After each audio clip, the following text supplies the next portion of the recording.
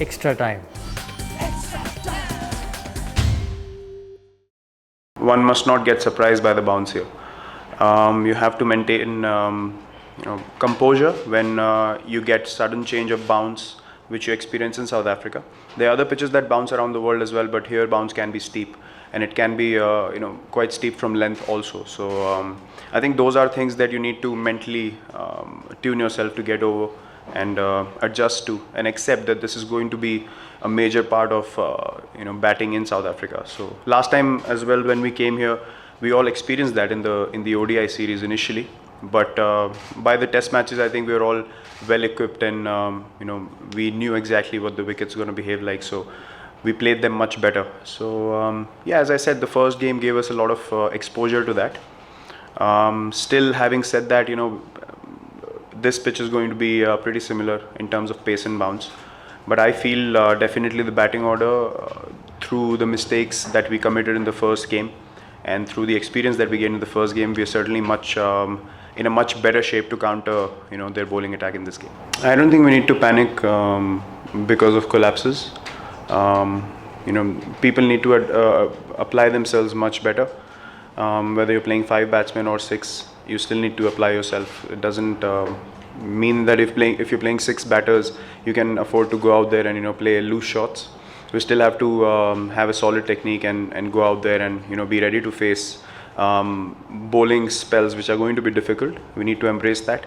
So I don't think there's any need to panic on that front. And as far as the opening combination goes, we're going to decide at the end of the practice session today what is it that we're going to go with in this game. We might look to do something different also, but definitely no need to panic as a batting unit. We've played well for a long time. We've played well away from home also in the recent couple of years. So we just need to adapt and apply ourselves better when we go out to bat. Yeah, look, the lineup has changed in the past because of conditions, also because of injuries, on many occasions. So that's something that has continued for a while. Look, the balance is as easy and as difficult as the performance of the team. So we were very happy with the way the bowlers went about their business. The batting did not come together well, so I'm not worried about the bowling front at all. We're in a very good space, and we believe that we can get them out twice again in this game. You definitely need to do that to win test matches, but you need a solid batting performance also, especially when you're playing away from home. You need those 60, 70, 80 extra runs compared to back home, because back home your bowlers will be stronger. But the way they showed their skill sets and the character in the first game, it motivated us as a batting group also to support them and play together as a unit and get some good results out there. It's funny how things change in a matter of weeks, or maybe just about 5 days. Before the first test, no one thought that he should be in the 11, and now suddenly people are looking at the other option. So look, us as a team, as I said, it's all about finding the right balance. If players fit in the kind of balance that we want to go in as a side, then they will fit in. So we certainly don't go on opinions that are created outside, and talk of the town and all those sort of things. So yeah, but look, he's a quality player. He's done well in South Africa, all conditions actually away from home. He's probably been our most consistent and solid player away from home. I explained the reasons why Rohit started ahead of him, but I'm not saying that Ajinkya cannot or will not start in this game.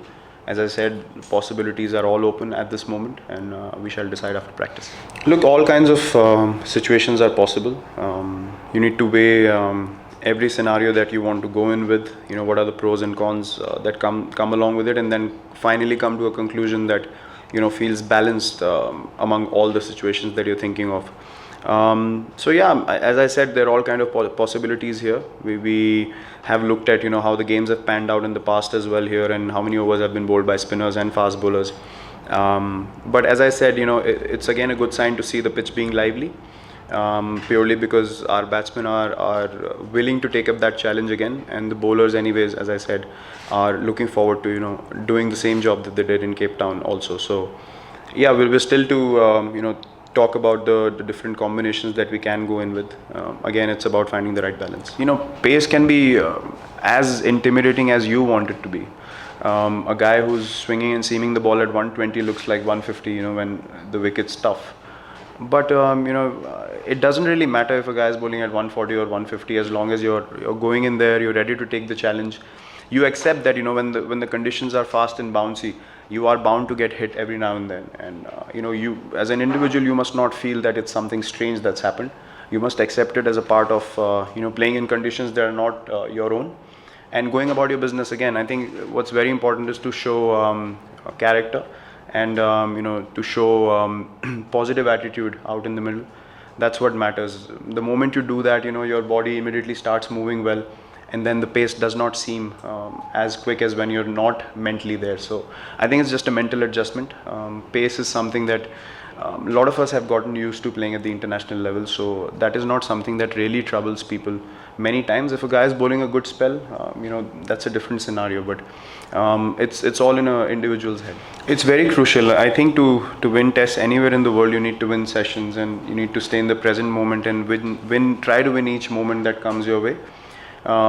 We feel in test cricket every ball is an event, and you need to be at the top of your game to win that event, and that's why it tests you more than any other format. And it's a test of character throughout, for all 5 days. So that is one reason why we won many games in the past, is because we've applied ourselves really well. And the most important thing is that we don't give up.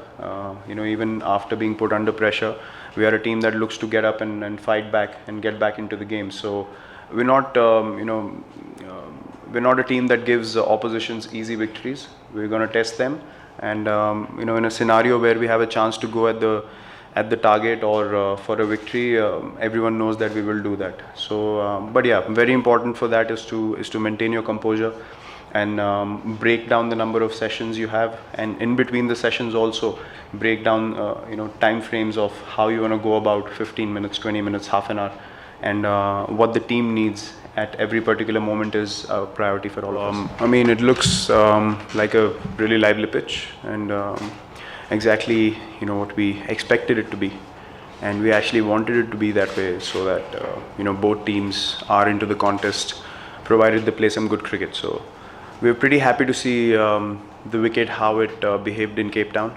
That gave us many opportunities to stay in the game and make comebacks whenever we were put under pressure also. So yeah, look, this pitch will again test us to play our best cricket, and that is something that we're looking forward to.